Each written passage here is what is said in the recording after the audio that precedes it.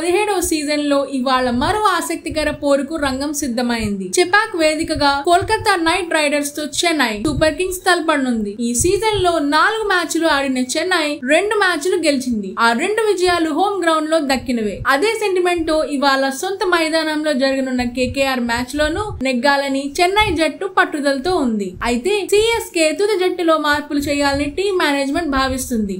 వైజాగ్ వేదికగా ఢిల్లీ క్యాపిటల్స్, ఉప్పల్లో Sunrisers Hyderabad తో జరిగిన మ్యాచ్ల్లో చేసిన పొరపాట్లను సరిదిద్దుకోవాలని యోచిస్తోంది. ఈ నేపథ్యంలో 14 కోట్ల రూపాయలు వెచ్చించి సొంతం చేసుకున్న డారిల్ మిచెల్ ను తుది జట్టును తప్పించాలని ప్లాన్ చేస్తోంది. అవసరమైతే ఇంపాక్ట్ ప్లేయర్ గా జట్టులోకి తీసుకురావాలని చూస్తోంది. ముస్తాఫిజుర్ పతిరణ జట్టుకు అందుబాటులో ఉండే విషయంపై స్పష్టత లేకపోవడంతో శార్దుల్ ఠాకూర్ కూడా జట్టులోకి వచ్చే అవకాశం ఉంది. మరోవైపు Kolkata Knight Riders super form లో ఉంది.